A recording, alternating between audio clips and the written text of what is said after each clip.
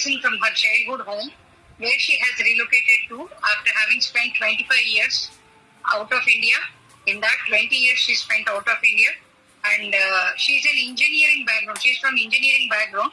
This is so surprising for me. So she is an engineer and a professor from her earlier education prior to homeopathy. She has a BTech degree in chemical engineering from IIT Delhi and a PhD working on nanoparticles from the University of Delaware in USA. So I think here all the IITians now, they will just choose out other backgrounds, other professions only. I don't know what they will teach in IIT. So many people, they say that we are from IIT. Apart from IIT, they will do everything, I think. So this is just on a lighter side. So she has worked in the oil and gas industry, ONGC, and as a professor of engineering in Norway. She also headed the research for a Genomics Company during her time in London. So she has a BHMS degree from the Allen's College of Homeopathy in Chelmsford, London, and has done her FHPC, that is the faculty course of homeopathic psychiatry and counseling, in psychiatry, homeopathy and counseling. She has also been following her learning from several other homeopaths from India and abroad, like Dr. Sankaran sir, Dr. Gaurang Gaikwad, Rachel Williams, Dr. Dinesh Chauhan sir, Dr. Jonathan Hattie, Dr. Francis Treheuerz, and Dr. Anna Klikovik, Dr. Bhawisha and Shachindra Joshi, the young and energetic couple, to name a few doctors. So much blessed to learn from with all these stalwarts, and we can also have all this knowledge from her talkings today.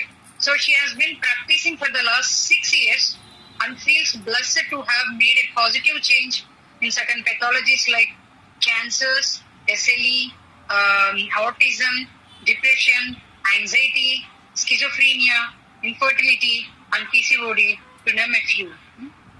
But first, madam, I first see, because people coming from different backgrounds to homeopathy, first I'll be like quarrelsome. Why did you come to homeopathy? Why like that? Then I'll be doubtsome. Oh, can you do homeopathy now? Then I'll become awesome. Yes, you are an awesome prescriber now. So I really can't hold myself to listen to you now. So dear doctors, please prepare to face a chemical engineer turn into homeopathy. So, and what we could learn from her now, and how is her journey? Why did she choose homeopathy? And we all will listen to her now in her own words. And what is homeopathy to her now? And in which profession? I personally want to know from her that she had already gone through so many professions now, and homeopathy she also is doing like a profession now. So which profession is more happier to her core for now? So that also we will know from her in the last 5-10 minutes. Okay. So to end with the introduction, we can say that she is an avid learner and loves to learn and share. So Dr. Prachi, we are really very fortunate to have you here in our platform now. So we are also a platform like the iconic women homeopaths of Bharat wing, started by Dr. Vaishali madam and carrying through Dr. stalwarts like Dr. Rekha Srinivasan madam, Dr. Rachana, Dr. Alika, and so many other VPs, vice presidents we are having for a state. Each state in India we are having one vice president, and we are working that one. And I've been and we are having one advisory board member, advisory board also, in which we are having very senior physicians. I'm fortunate that I'm being one of the advisory board member, and also I'm working as a mentor for the daily studies in this group now. So please share us your journey to homeopathy. Then the platform is all yours, madam. Welcome. Thank you so much. And I still cannot fathom, that I've agreed to present here. Dr. Rekha, from the beginning, she's been asking me, and I thought, I stand nowhere. It's going to be a different presentation. As we already said, I am only going to talk about my journey into homeopathy. And I do understand there are a lot of questions and critics and everything. I would do the same, if I was into a profession and I see someone outsider coming in my domain, I'd be surprised and I'd be curious and I would be suspicious also what's the reason, and I would like to see if they are good enough as well. So yes, let me talk about my journey into homeopathy. Can we move to the next slide, please? Dr. Rekha, you'll have to move the slides for me, unfortunately, because it's you who's sharing the screen. Yeah. We move to the next one, please.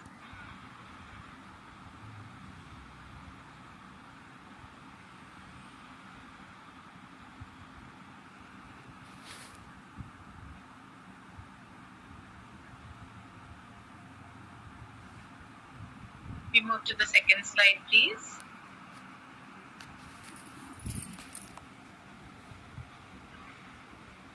Yes, ma'am. She may be doing that one. So, if she needs some time. It's all right. So, interesting that I have already faced that question a lot of times. Why homeopathy? And well, I can take all the credit and say that's a choice and that is what I wanted to do it. I'm passionate about it. But the truth is, what we are seeking is also seeking us. If we go deep into things and if we look at things spiritually, it's not that it's us it takes a lot of other ingredients for anything to happen. So indeed you need a doer, but then all the other things also have to be in place for any event to take place successfully.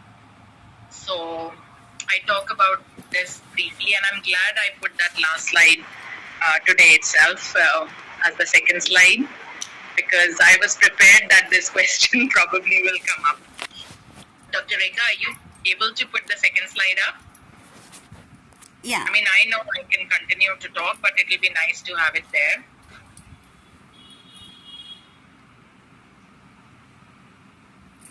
No, I have put... I am not able to see. And Yeah. No, madam. Not visible. Not visible, madam. Only black screen is seen. Yes. Oh, okay.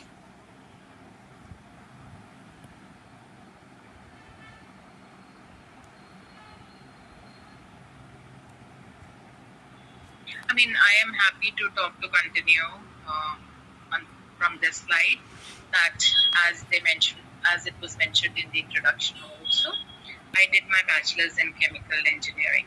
To be honest, even before that, I went to a girls' school, and in the science stream, it was only biology that was offered to girls. But I guess it was the home environment, and I somehow picked up that the smartest people in my neighborhood and all I knew went to IITs, and fortunately I did very well in my 10th grade, and I thought, well, I'm going to try. What stops me from trying, this IIT thing? And but my school didn't offer mathematics.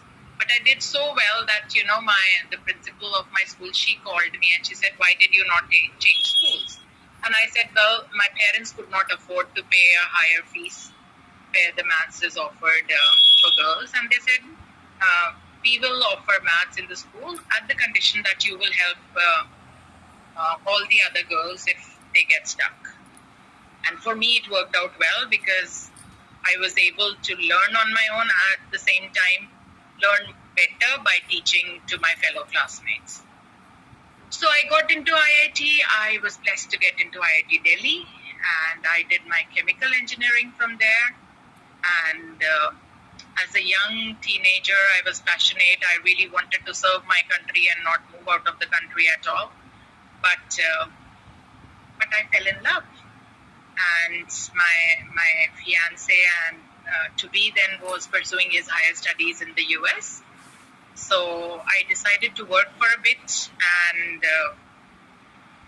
then go for higher studies together with him, so that I am able to fund my own education, and I am able to use my time also productively. Again, I was blessed that I got a job with a company, which was a US-based company with an India office, and they were working in computational fluid dynamics. So computational fluid dynamics is you are looking into any fluid dynamics, any system where there are fluids. So fluids are gases and liquids, both.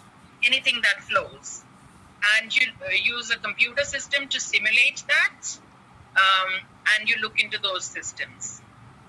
And I was lucky enough, because it was because it was coming up, and there were very few people. So within a very short period of 11 months, I was able to contribute to a lot of projects, including one. There was this new technology where they were trying to inject some sort of medicine. Now I don't know the background of it because I had not studied biology and anything, into the eye of the recipient directly. And I found it really exciting that, with fluid dynamics, we could actually simulate and see how the drug would spread into the human eye. And a bunch of other things also, including things like oil and gas, soap industry. So a bunch of projects. But then I got into graduate school and I moved to the US. So there again, I would say, yes, I did my homework well, that I found a professor who was working in fluid dynamics and who was working in air pollution, and he was also working in developing creating replica of musculoskeletal systems and all. And I really found it exciting while working at my job and both during my IIT times. And again, I have to say it was not just my choice. It was also God's grace that I was accepted into this program, and I worked on my PhD working on aerosol particles and nanoparticles.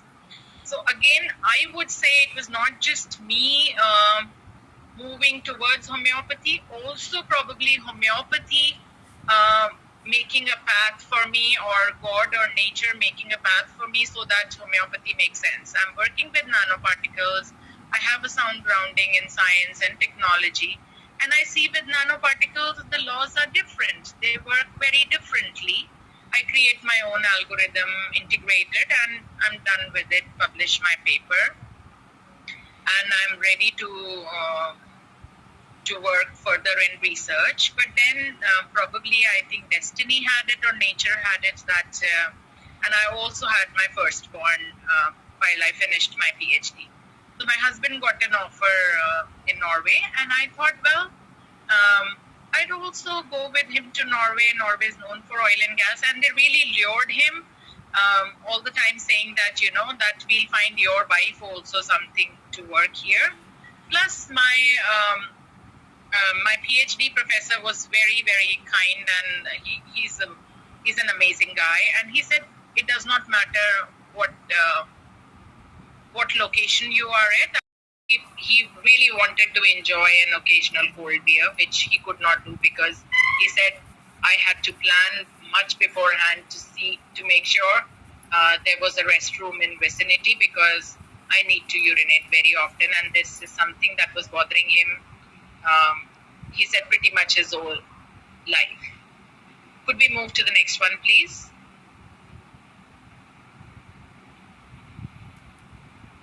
Did it move? Did that move?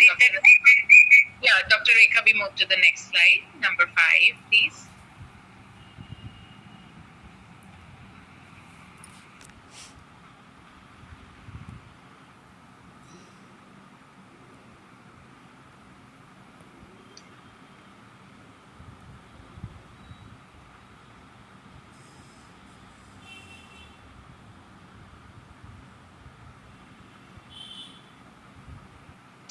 So as a person needed to understand the person in disease, so I got that information from him. He says, I am a go-getter, but I was quiet as a child, and I am an angry person.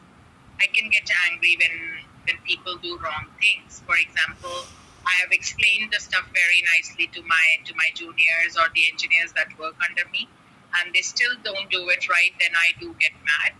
Although I don't continue to be angry, it's like an explosion, and then I cool down and I explain them again. But it does make me angry. I'm an angry person. He also mentioned that he's a perfectionist, and then he explained that he's very organized, very systematic. All of his things in his computer, in his desk, in his office, at home are very, very well organized. In fact, he said, I actually dislike this about myself, that I am a cleanliness freak. And he has 2 daughters. He said, that's the worst combination, that I am a Siddhar. And I love following my religion, and I encourage my wife and daughters also. So I am living in a house with 3 females with long Satarni hair. And at home, I am running around with a vacuum, hovering, collecting hair, because there is so much hair in the house. And then he also said, I'm actually envious of my other colleagues who will just walk in late in the office and their office is a mess, and they can just start working. It doesn't bother them. But I have to have my things in place. My desk has to be clean. My file cabinet has to be organized. Only then I can work. And he mentioned he's an extrovert, and he likes to have a small group of friends, people of his own choice. And then he said, I'm a spendthrift. And I said, okay, so what sort of things do you like to spend your money on? He said, a lot on my hobbies. And don't tell my wife. I like to have, I play and I also know that in Bergen in Norway at that time, the only social and religious Indian thing that was going on was because of this family, that they kept this Sukhmani Sahapat. At that time, it used to, when I lived in Norway, that used to be only twice a year. And now they have gotten permission from the government, gotten a place, and they have it at least once or twice a month. And he loves to sing the bhajans, and he plays the tabla. So, and also he's been raising his girls to learn those instruments. And he loves to spend money on that. And since he's been a friend from Norway, I also know that he likes to spend on tools. Because when I was in London, he came to my place and he went to several shops to buy tools. Because he's a very handy man. He likes to do things in his house. He's made his own kitchen. He makes pieces of furniture himself. He'll change the wooden floors himself. So he does a lot of stuff, handwork also. And he says the other thing I spend is on when I take my family on vacation. I love to take my wife and my children on vacation. And I love to spend on them and have a great time. And then he says, you don't know that side of me. I'm very emotional and I can cry very easily. I can cry while watching movies, and when something happens to my daughters, then it affects me. To anybody in my family, I am emotional. I'm not one of those typical Indian men who are taught not to cry. I can cry. And then he says, then I asked him about responsibility and all. He says, I'm not afraid of responsibility.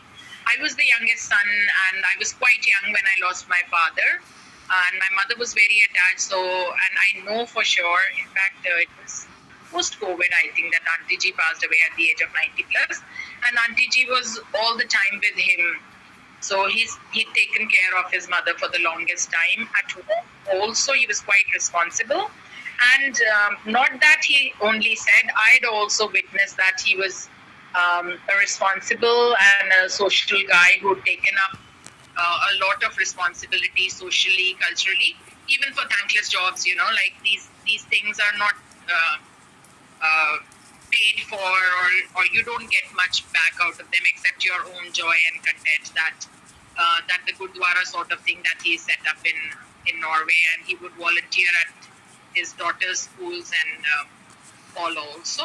And he said, I am hypochondriac. I also worry a lot about my health, and I keep getting my checkups done.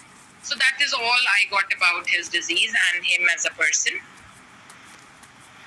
So I got the generalities. He said I'm a very chilly person, And then we both laughed because I am a chilly person too. He says, who knows it better, even in the rains, our kids go with light jackets and we still wear gloves. And he says, now that you've escaped the cold, I am still living here, and my office is the warmest office. I keep my heater on maximum degrees in the entire office. He's a foodie that I also know, and I guess we can put probably 80% of India in that bracket of being foodies. And he loves savory and sweet stuff. He said he's thirsty, but he's somewhere very conscious about that, his need to use the restroom so frequently.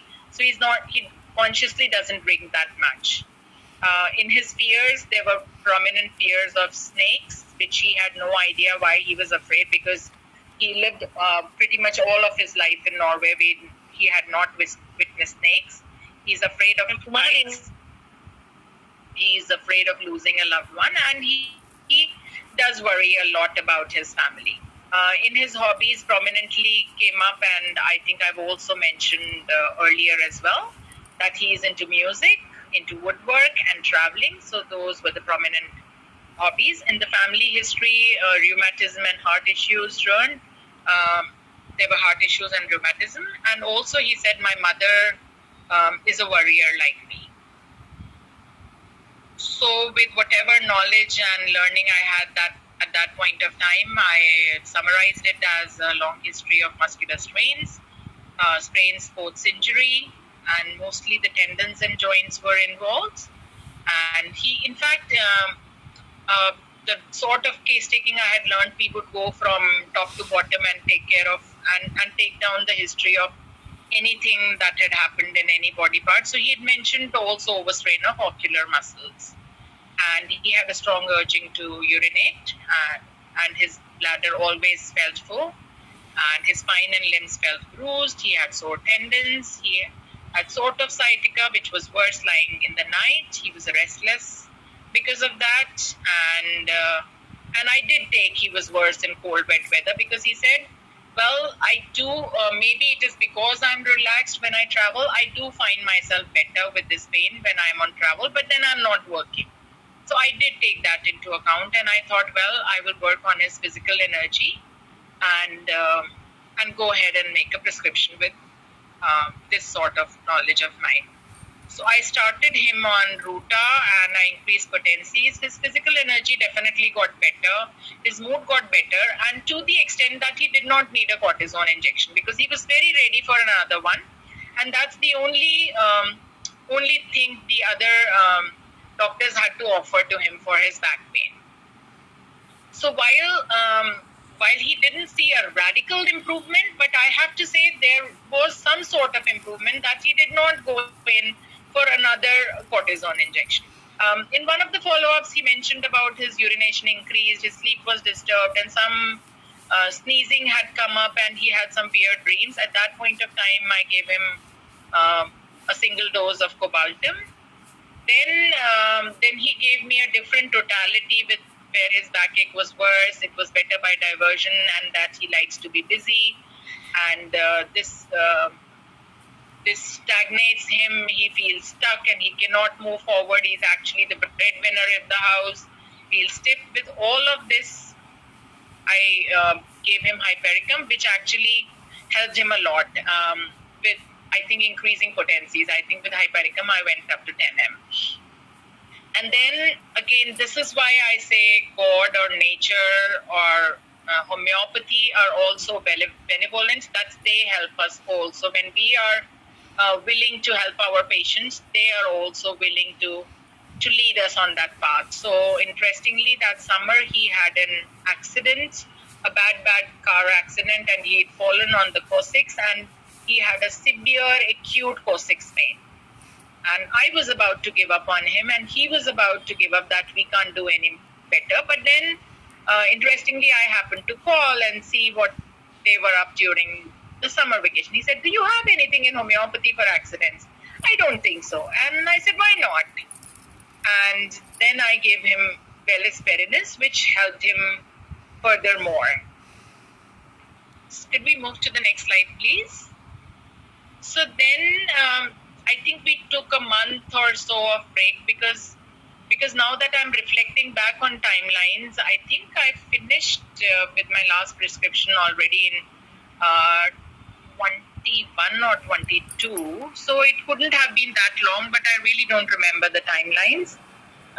So then I think his back pain resurfaced. And in the meantime, I'm also studying, I'm also growing, and I want to help him more. And I said, well, would you be kind enough to, give me some more of your time so that if I've missed out on anything, maybe I'll try and help you better and see where you were and where we are now and see if we can move a little bit more with what I have been studying and what I have been understanding.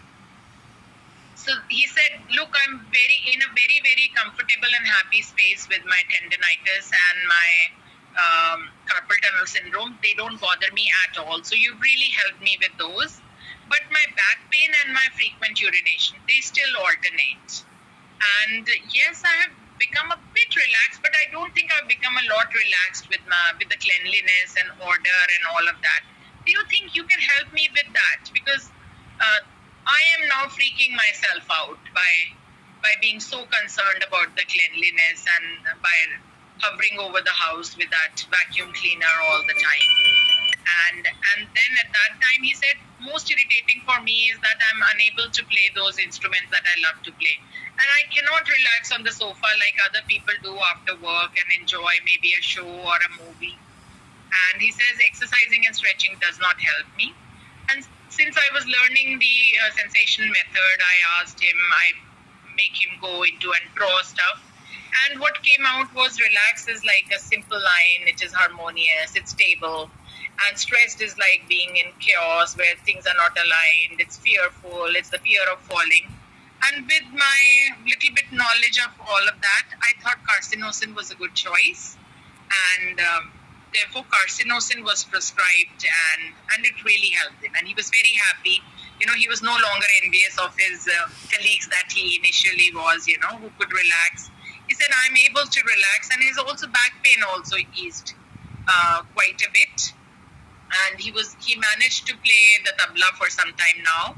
He could watch a show also. But he said, I'm still not able to sit in my lotus pose.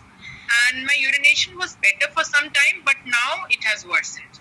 Now, again, this is happening over time, and I have finished my bachelor's and I'm doing my FHPC, and I would rather call this title Retake with PEM Perspective. So now I have grown and learned a little bit with Dr. Gandhi, and I have the personal evolution model perspective also. So some of these things probably were already in the case there when I took the case initially.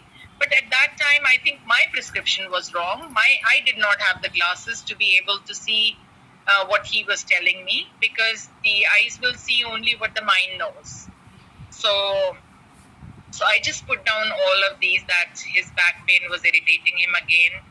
And in this meantime, he's been promoted and made the operations manager. So his responsibility, also his life situation has changed a little bit, that he has now increased responsibility. He went through a very tough period personally and professionally, because the company went through a bad period. They had to lay off people. For him, those people, losing those people was losing like family for him, because he is a people's person. And also personally, he was scared for his own family. Because he was the primary breadwinner, how would he pay the mortgage and educate his children and provide for them if the company was going to shut down completely? But then they were taken off by another company and he was made the operations manager. And he said also this resulted in the fact that I had to work a lot more and deflect from my hobbies. My hobbies actually let me relax. I am able to relax a lot when I'm able to play the tabla, I'm able to do the woodwork. And as a person also, he talked about himself with somebody who has a big work capacity, somebody who can push hard without panic. He's able to adapt to situations. And his final aim in life was to retire comfortably. And he was looking for monetary stability, that the house is paid off, the family is comfortable. He is a social person. He also not just enjoys social gatherings, but also organizes them. He volunteers for organizational work. He actually enjoys being busy, and he's a creative guy. In music, he said, well, I improvise pieces. I pick up the existing pieces and I change them and I improvise them. So you could say, yes, I create music, but not really. I actually improvise them. Could we go ahead? So, a short analysis here, because I don't think time permits me to go so much more in detail. I could clearly see now here the mammal themes of him being family-oriented. You see the love, care, nurturer, him being the provider, being a groupie, enjoying, things in group, not just family, but also wider groups. And he's self-critical, which is coming out in a subtle way, where he wants to do something so that he thinks that has he done something wrong. And you would see him mentioning that envy with his wife and children who don't bother so much about cleanliness, and envious of his colleagues who were not so concerned about cleaning. So those subtle things were always there in the case, which at that time I was wearing the wrong glasses, so I could not pick up, I would say. And I could see clearly the silver series, or the fifth row of the periodic line, that in every sphere of his life, he's actually a performer who wants to stand out, who loves challenges, and who enjoys his hobbies as well. And there is definitely a lot of creativity in this guy. And for him, financial stability is important. With the fact that he did very well on carcinosin and everything else, the cancer miasm is very, very evident. So I gave him lac-equinum 200. In fact, I gave him a couple doses of 1M also. There was a huge difference in the back pain. He could sit back, relax. He actually watched a full movie with his children. And he performed on stage for a couple of those religious functions. But yet, there was something in the coccyx that was bothering him. And the urination was still bothering him. And he would now not leave me. He said, now you made me so much better. Now you have to make me 100% better. So I would say he actually pushed me to study further. And I have to say God somehow showed me the way. And I read up boric and something for back pain. And I stumbled across castor equi, which is an old remedy. Again, that's made from the horse. So the source is the same, but it's indicated especially in coccyx pain and also for urinary issues. So that was my last and final prescription for this friend of mine. And with castor equi, he's not come back to me as a patient. Of course, we still interact as friends, and he was on a trip to India, and he did come to Jaipur to see me.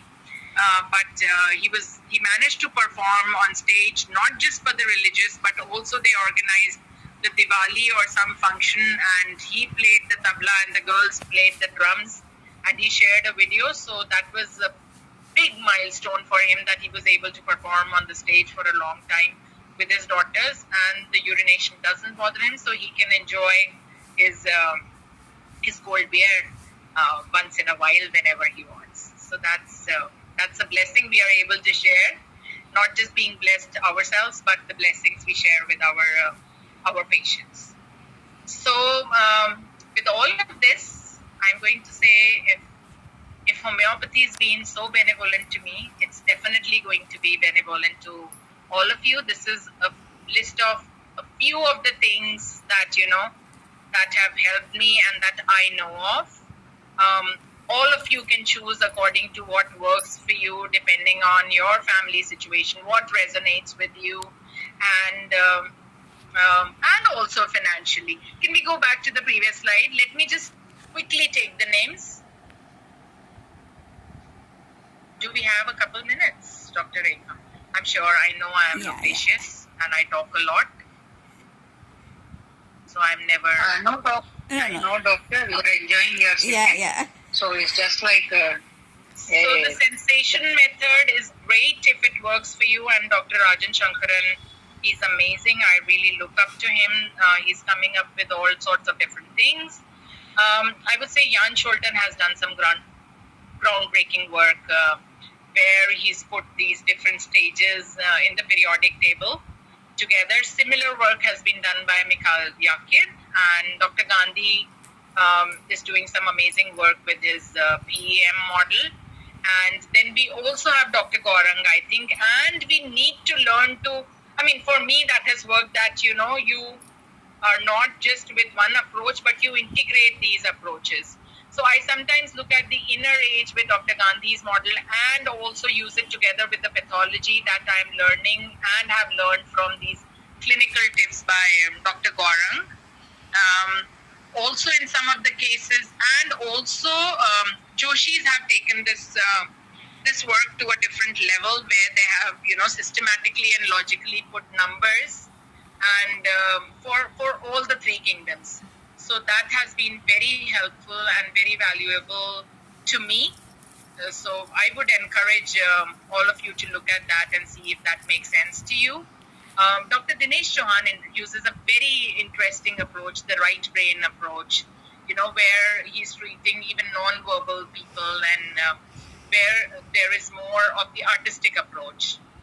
So that, maybe if that resonates with you.